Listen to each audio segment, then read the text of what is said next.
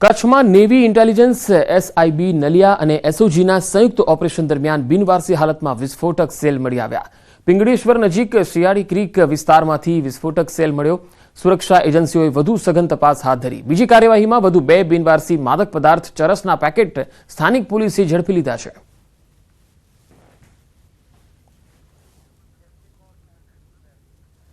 અમદાવાદના બાપુનગર ખાતે બનેલા દુષ્કર્મ કેસમાં સ્પેશિયલ પોક્સો કોર્ટે ઐતિહાસિક ચુકાદો સંભળાવ્યો।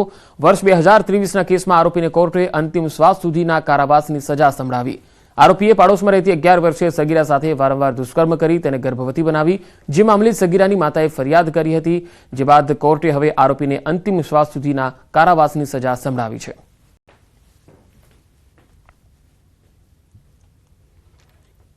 પીડિતાની ઉંમર 11 વર્ષ હતી અને આરોપી જે સુરેશ ઉપર લંગડો છે તે એક પિતાનો બાપ હોવા છતાં તેને ભોગ બનનાર સાથે આવું કૃત્ય કરી ભોગ બનનારને ગર્ભવતી બનાવી તેને હાઈકોર્ટમાંથી પરમિશન લઈને તેનો ગર્ભપાત કરાવવામાં આવેલ। બનાસકાંઠામાં પડતર માગણીઓને લઈ મહેસૂલી કર્મચારીઓના ધરણા। હાથમાં બેનર સાથે 600 મહેસૂલી કર્મચારીઓએ સૂત્રોચ્ચાર કરી વિરોધ નોંધાવ્યો।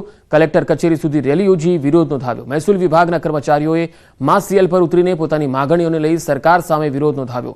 થોડા દિવસ પહેલા મહેસૂલી મહેકમે ફરજ બજાવતા કર્મચારીઓએ કાળી પટ્ટી બાંધી પણ વિરોધ નોંધાવ્યો હતો। વિરોધ બાદ નિરાકરણ ન આવતા ફરી બેનરો સાથે રેલી યોજીને રોષ ઠાલવ્યો।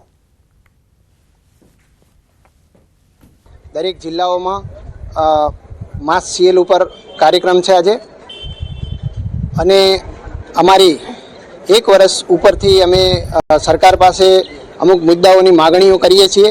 અમે સરકાર પાસે ખૂબ અપેક્ષા હતી, પરંતુ હજી સુધી અમારી અપેક્ષા પ્રત્યે કોઈ પણ પ્રકારની ચર્ચા માટે કે કશું કંઈ બોલાવેલ નથી। બનાસકાંઠા જિલ્લા મહેસૂલી કર્મચારી મંડળના આશરે 600 જેટલા કર્મચારીઓ આજે હડતાલ ઉપર એટલે માસ સીએલ ઉપર છીએ। સરકારશ્રીમાં અમારી માંગણીઓ ઘણા સમયથી અમે વારંવાર રજૂઆત કરતા આવ્યા છીએ, પણ સરકારશ્રી અમારી માંગણીઓ પ્રત્યે કોઈ ધ્યાન ન આપતા અમારે આખરે આ રસ્તો અપનાવવો પડ્યો છે। સરકારશ્રીને અમારી વિનંતી છે કે અમે સરકાર પ્રત્યે કાયમ પોઝિટિવ રહ્યા છીએ। હજુ પણ સરકાર અમારા પ્રત્યે, કર્મચારીઓ પ્રત્યે અમારા જે પડતર પ્રશ્નો છે એનું સત્વરે નિરાકરણ લાવે।